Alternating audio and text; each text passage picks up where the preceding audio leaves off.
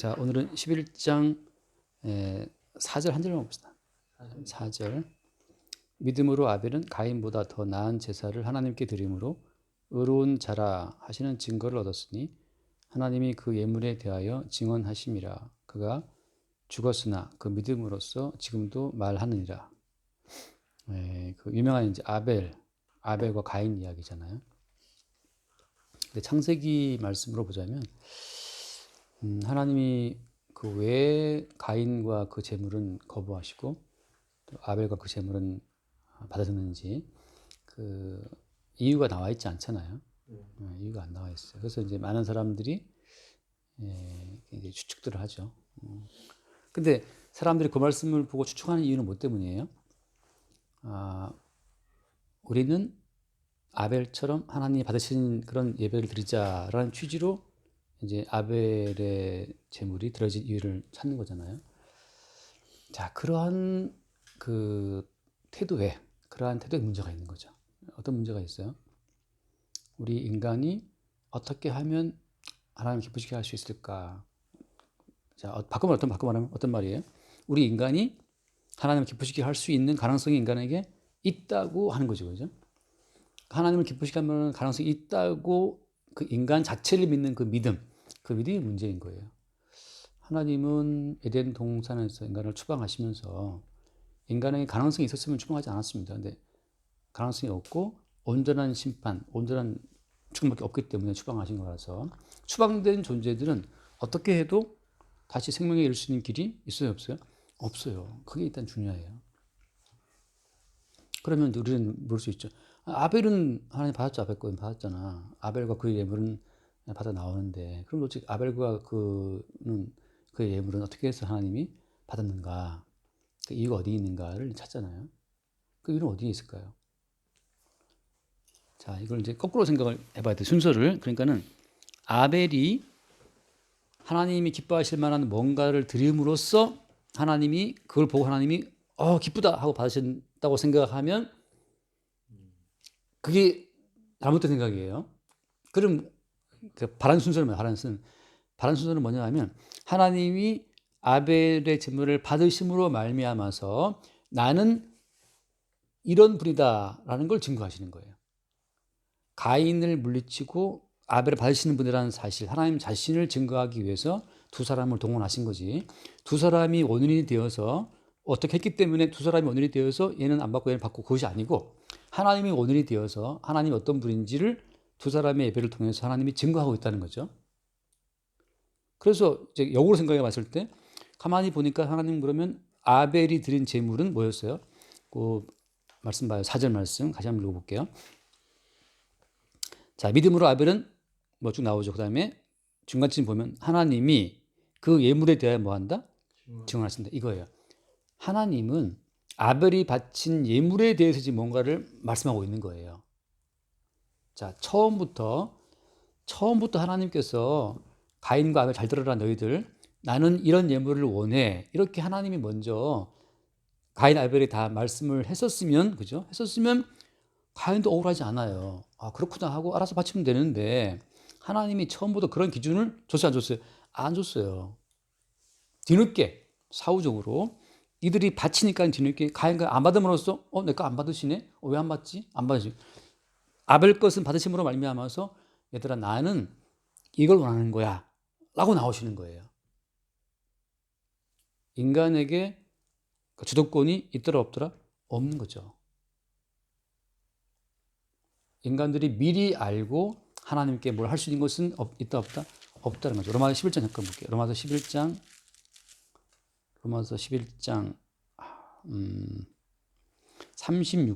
34절 11장 34절 누가 주의 마음을 알았느냐? 누가 그의 모사가 되었느냐? 그 다음 보세요. 누가 주께 먼저 드려서 갚으심을 받겠느냐? 자, 누구든지 주께 지가 먼저 알아서 주의 마음을 알아서 주의 모사가 되어서 주님 이거 좋아하시네 하고 주께 먼저 드려서 갚으실 만한 없다는 거죠. 그러니까 주님께서는 가인과 아벨을 통해서 나는 이걸 좋아하는 분이야 하고 하나님께서 자기를 증거하실 요량으로 가인 걸 물리치고 아벨 예물을 받으시고 나서 그 아벨의 예물을 증거하시는 거예요. 아벨의 예물에 대해 증거하신다? 뭔데? 아벨이 뭘 드렸는데 보니까 어린 양의 첫 새끼와 기름으로 뒀다고 하는 거죠. 어린 양의 죽음을 깔고 드려진 그 예물을 주님이 받는다고 하는 거예요. 그러니까 뒤늦게 하나님은 어린 양의 첫 새끼와 기름, 어린 양의 죽음을 받으시는 분이구나라는 사실을 뒤늦게 증거하시는 거예요. 그러니까 이것은 지금 순서가 지금 인간의 구원을 위해서 하나님이 일하신 겁니까? 만약에 인간의 구원을 위하신 하나님이었다면 가인에게도 먼저 기회를 줬겠죠. 가인아, 나는 이거 원한다. 그래서 아니, 어린 양의 첫 새끼와 기름을 미리 알았으면 가인도 그거 들었을 건데 가인 나름대로 뭔가 열심히 해서 들었는데 하나 안 받으니까 화가 나는 거거든요. 근데 하나님께서는 먼저 하나님께서 뭔가 밝히고 나서 나 이거 원해, 이거 줘. 그런 분이 아니에요. 옛날에 이재 집사 저 현태형 사귈 때 현태형 이집트 출장 갔다 왔나? 출장 갔다 돌아올 때 선물 뭐 할까 물어봤대 현태가. 근데 이제 뭔가를 이렇게 말을 정확히 안 했나 봐요. 그냥 알아서 하라는 식으로. 이제 고민에 빠진 거지. 뭘 해야 될 것인가. 근데 무슨 목걸이가 받친가 했다 하더라고. 그런 것처럼 네가 내 마음 알아봐. 이렇게 이제 어떤 그걸 주는 거죠. 한때는 또 그 안 돌아가는 머리에 이제 여자들이 뭘 좋아할지 막 고민해서 이제 골라왔는데 다행히 이제 뭐 맞은 것 같더라고. 근데 마치 그런 것처럼 주님께서는 먼저 우리한테 뭐 힌트를 주는 분이 아니에요. 사갔는데 그 갖다 버려 하고 확 물리치면서 나 이거 아니란 말이야 하고 화를 낸단 말이지. 뭐 어쩌라고.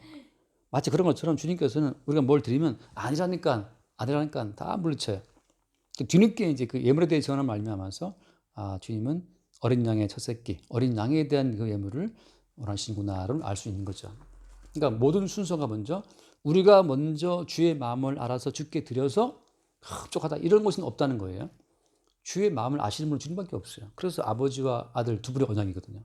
아버지와 아들 두 분의 언약에 의해서만 모든 교회과 모든 모사가 다 하는 거지 인간이 개입할 여지는 없다. 그럼 이제 우리 입장에서는 그럼 어떻게 살아야 되는 겁니까? 어떻게 하란 말입니까? 모든 인간은 수동태예요. 수동적으로 주님과 관계를 맺고 살아가요. 당할 수밖에 없어요. 근데 놀랍게도 감사한 것은 수동적 관계성에 있다는 그 사실이 믿어지는 자들이 있는데 그들은 범사의 모든 일에 수동적으로 이 모든 일을 계획하시고 시행하시는 분이 주님이라는 사실을 받아들이게 돼요. 능동적인 인간들은 그렇지 않아요. 내가 뭘 하면 기뻐하시겠습니까? 내가 주를 위해 목숨 바치겠습니다. 막 나온다고. 주님께서는 주를 위해 목숨 바치겠다는 베드로를 주저앉혀요. 아니야, 네가 뭘 하는 게 아니야. 네가 먼저 알아서 뭘 할 수 있는 게 아니라니까. 그리고 하신 말씀이 뭐였어요? 마지막에 했던 말이 잠깐 요한복음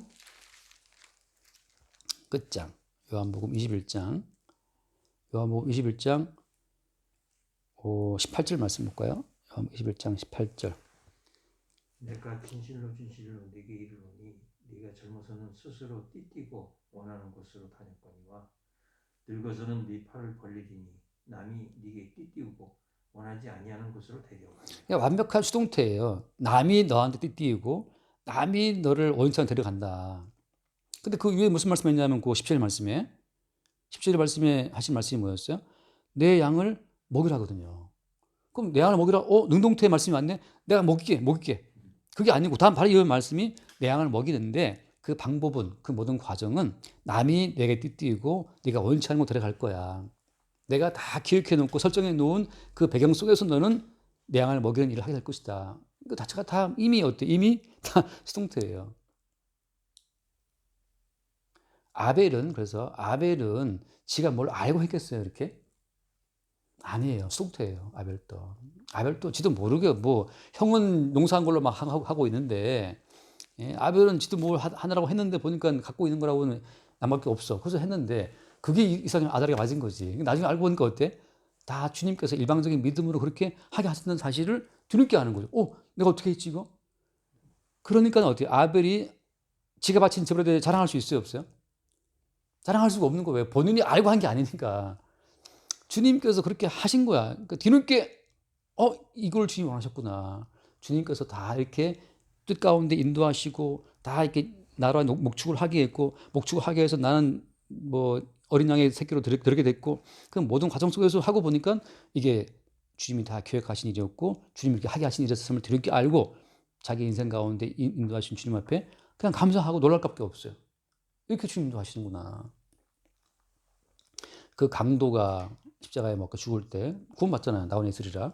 그 강도가 예수를 만나서 구원받으려고 친밀한 계획하에 강도를 하고 딱 그 타이밍에 같이 못 박힌 거예요? 아니에요. 못 박혀서 보니까 예수가 옆에 있었고 어떻게 하다 보니까 감동이 왔고 그래서 그 예수께 고백했고 알고 봤더니 그것이 어때? 다 주님께서 친밀하게 이렇게 못 박히신 예수님이 못 박히신 장소로 그 강도를 끌어왔다는 사실을 뒤늦게 알면서 아, 내 인생은 완벽하게 주님과 아다를 시키려고 주님께 이렇게 인도왔다는 사실을 보게 되는 거고 또 한 강도는 어때요? 완벽하게 또 그 끌려와갖고 예수를 부인하고 자기 자신의 구원을 위해서 막 외치는 자로 딱 배역한 그 배역으로 섰다는 사실을 나중에 다 주님이 전체로 증거하시는 거거든요.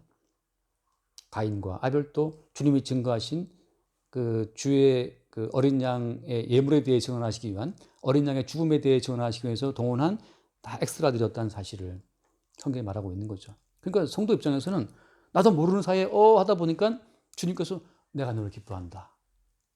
근데 뭐 했는데요? 내가 기뻐한 예물을 드렸다라고 말씀하시니까 우리 입장에서는 내가 한 것도 없는데 뭐 하다 보니까 됐는데 어떻게 또 나를 이렇게 인도하시나. 진짜 우리는 하다 보니까 예수 믿게 된 거죠. 나도 하다 보니까 믿게 됐어. 나 어릴 때 태권도 배우려고 태권도장에 등록했는데 그 얘기했잖아. 장마가 나가고 태권도 떠내려가 버렸어요. 태권도장 등록해서 태권도복 마치고 이제 딱 그 태권도장에 쫙 걸어놨거든. 도복을 걸어놓고 이제 가야 되는데 장마가 져갖고 다 떠내려갔어요. 태권도 못 배웠어. 근데 그 교회는 또 이쪽 안쪽에 있어갖고 교회는 또 멀쩡히 있어갖고 또 교회 나가서 교회 중학교 때 그 마을에 전교 뭐 2반밖에 없는 그 조그만 학교에서 말이지. 전교 이제 한 학년에 2반씩밖에 없는 그런 작은 학교에 작은 동네에서 살면서 돌아보면 내가 예수 믿게 됐지? 몰라요. 학교 하는 중간에 교회가 있어. 그래서 그냥 그 마룻바닥이 좋아서 가서 이제 자부동 던지고 노는 그 재미로 이제 놀다 보니까 어떻게 믿게 된 거지. 내가 뭐 처음부터 예수 믿으면 구원받을 거야. 그거 아니거든요. 그래서 이 말씀을 통해서 인간이 오늘이 되어서 또 기쁘시게 할 수 있는 뭔가를 할 수 있다라고 이 말씀을 해석하게 되면 다 엉터리가 되고 다른 예수가 증거가 되고 다른 복음이 증거가 돼요. 진짜 복음은 뭐냐? 모든 것의 주도권은 주께 있다는 사실. 그러니까 그분의 치밀한 그 계시의 세계, 창세의 전 계획에 의해서 그렇게 주님께서 아벨과 가인을 통해서 그 예물에 대해 증언하시는 거예요. 예물, 즉 어린 양에 대해 증언하시는 거죠. 나중에 보면 나오지만 소제라고 하는 곡물 제사가 있어요. 그러니까 가인이 바쳤던 그 농산물 제사가 하나님이 아예 안 받는 게 아니라고. 곡물 제사가 있는데 그때는 왜 그랬냐? 아니 주님의 예물에 대해 증언하신 그 예물 어린 양을 증거하시기 위해 주님이 그렇게 하신 거라고. 거기에 아벨은 동원되었고 가인이 동원되었고 아벨 입장에서 한 것이 아무것도 없는데 그냥 하다 보니 된 건데 수동적인 어떤 관계성 속에서 그냥 구원되는 거고.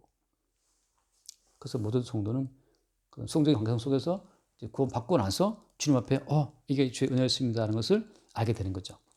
자, 하나만 더 말할게요. 근데 자, 그 예물에 대해 증언한다고 말을 할 때 하나 더 있어요. 뭐냐면 실제 하나님이 받으신 예물을 드린 아벨이 어떻게 됐어요? 죽임을 당하잖아요. 죽어요. 다시 말해서 이 땅에서 행복과 번영을 누리는 자는 누구냐 하면 가인이죠. 왜? 나중에 가인은 큰 성을 쌓고 그 큰 성 안에서 모든 문명을 꽃피워요. 거기에서 뭐 음악하는 자, 무슨 퉁소 부는 자, 뭐 동철 기계를 만드는 뭐 두발 가인이니 뭐니 그 자기 아들 라멕 이름 따서 성을 크게 짓고 나서 큰 도시를 이루거든요.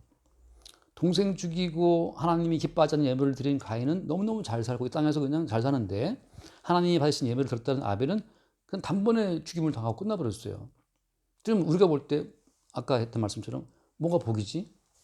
큰 성을 짓고 세입사님 지금 뭐 중개인 하지만 지금 그냥 할 바에야 100억짜리 빌딩 계약을 해갖고 한 건 할 때마다 그냥 10억씩 남겨보고 그죠? 그 먹고 나도 타워플레스 좀 살고 하면 나도 신방 가서 얼마나 좋아. 여기 타워플레스야 이러면서 말이지.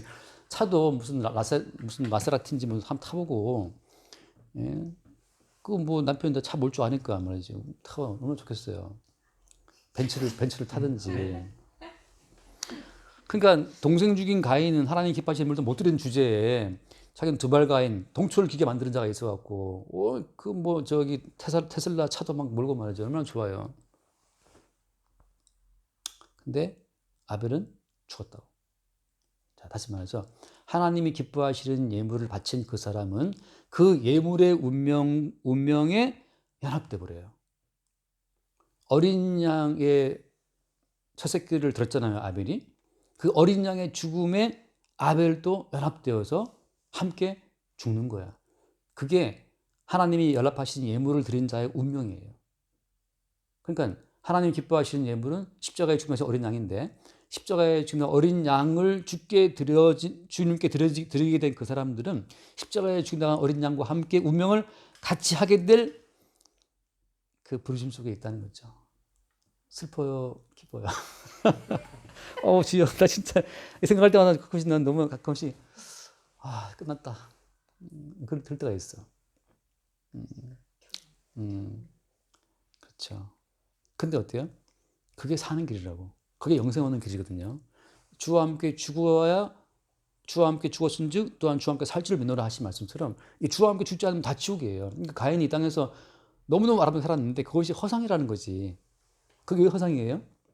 그 영원히 확보할 것이 아니기 때문에. 근데 사람들은 그 보이는 세계에 속지. 그게 주님께서는 시장에 들어와서 나사로를 거지를 살게 함으로 말미암아서 허구의 세계를 살고 부자의 집 앞에 딱 배치해 두거든요. 이렇게.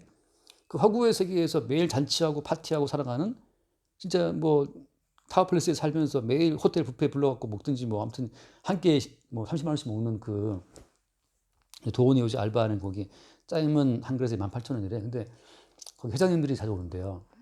회장님들이 거기 모으러 오면 알바들 안 시키고 다 매니저가 들어간대. 매니저가 들어가갖고 다 그냥 딸랑딸랑한데 마사님 막 이렇게 아양을 떤데 그 도원이 말이 어저께도 뭐 한솔 제지 회장인가 와서 뭐 현대 여러 명이 왔다 먹는데 그러면 베테랑 매니저가 가서 딱 서빙 한다는 거지. 돈은 알바니까 알바 안 시킨대요.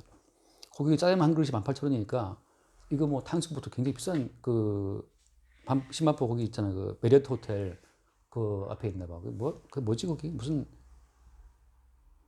이름이 좀 없네. 그 메리어트 호텔에 있는 그 상가 뭐라 그러나 아무튼 그쪽에 터미널 그쪽에 있잖아. 근데 그 겁나게 부잣집 앞에 나사로를 살게 함으로 말미암아서 인간이 볼 때 실상은 부잣집인 것처럼 보이고 그리고 그 거지는 너무너무 불쌍해 보이잖아요. 근데 천사들이 딱 둘러 있다가 바로 안고 총으로 간다고 그 나사로 죽었을 때 그리고 부자는 바로 죽어 떨어져요. 그러면서 야 아들아 현실이 뭐냐 현실 실상은 뭐냐 실상이라는 것은 부자가 이루어놓은 이 아름다운 것이 실상인 것 같지만 이것은 허상이야.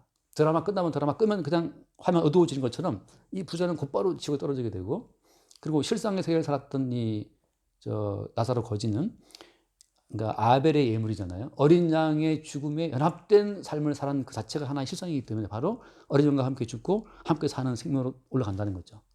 그러니까 이거는 누구만이 알아요? 실상의 세계를 갖게 된 믿음. 지난주에 봤잖아요. 믿음은 실상이라 하잖아요. 그러니까 계시의 세계가 실상으로 온 자만 나사로처럼 거지로 살아도 이것이 괜찮지. 왜 실상이 있기 때문에 믿음이 있으니까. 천국이 있어. 심판이 있고 지옥이 있어. 그 자체가 믿음으로 실체로 다가온 사람은 그게 믿음 속에서 실체가 되지만 믿음 없는 사람은 실체가 안 돼요. 그러니까 결국은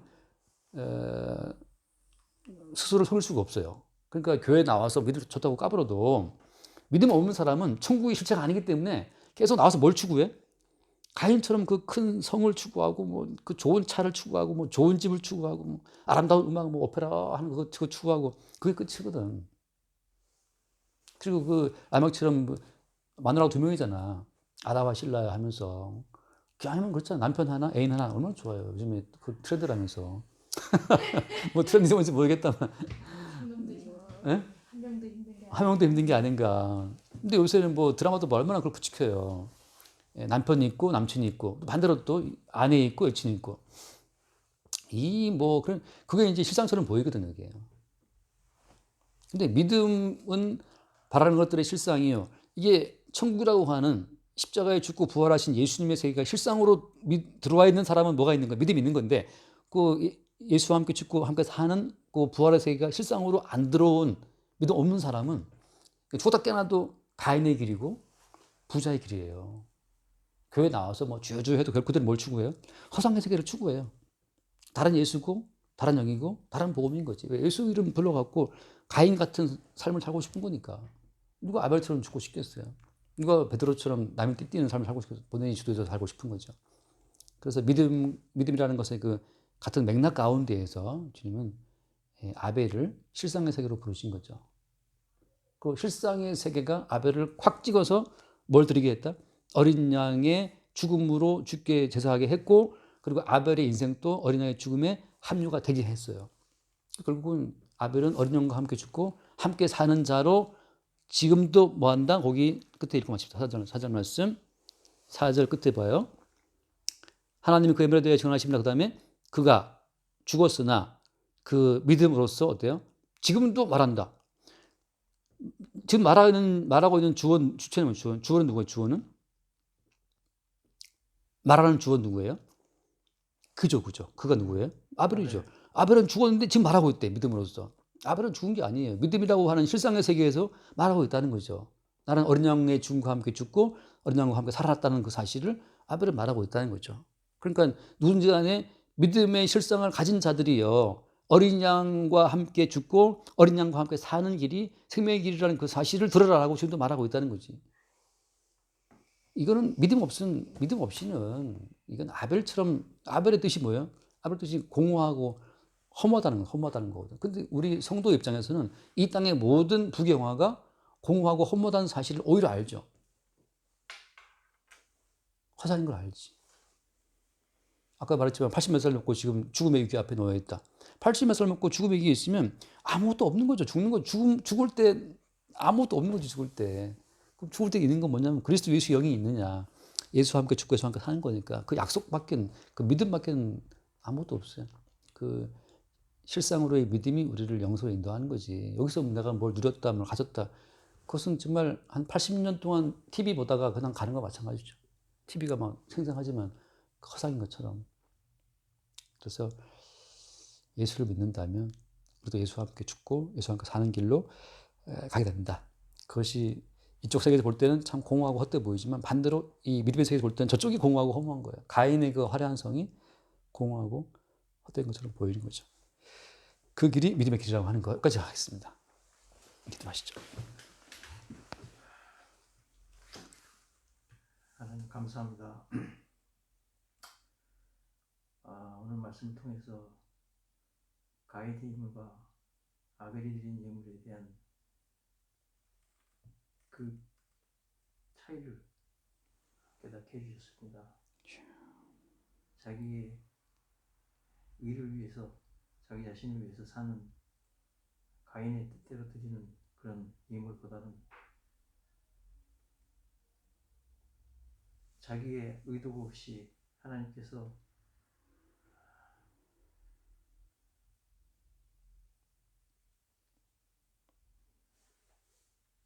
계시 세계에서 이미 정해주신 그 뜻을 쫓아서 오늘날 어떻게 하다 보니까 저희가 믿음을 얻게 됐고 여기에서 저희가 구원을 받게 되었습니다. 저희가 원해서 된 것이 아니고 아버지께서 해주신 이것이 저희가 바라고 있는 믿음의 실상인 줄 압니다. 모든 것에 감사드리며 예수님의 이름으로 기도드립니다. 아멘. 네. 주님 감사드립니다. 오직 예수와 함께 죽고 예수와 함께 사는 그 실상 같은 믿음 속에서 살아갈 수 있도록 늘 성령을 통해서 인도하여 주시기를 원합니다. 아멘. 오직 예수 그리스도만 영광 받기를 바라오며 우리 주 예수 그리스도 이름으로 기도드립니다. 아멘. 주님 감사합니다. 아벨과 그 예물을 통해서 하나님께서 원하시는 것이 그리스도 예수의 십자가의 죽으심과 또 그 부활에 있음을 알게 하시니 감사합니다. 우리의 삶도 예수와 함께 죽고 예수와 함께 사는 십자가를 거친 생명의 길이 되게 하여 주시고 주께서 또한 그 길로 우리를 인도하여 주심을 감사함으로 받게 하여 주옵소서. 우리 주 예수님을 기도드립니다. 아멘. 수고하셨습니다.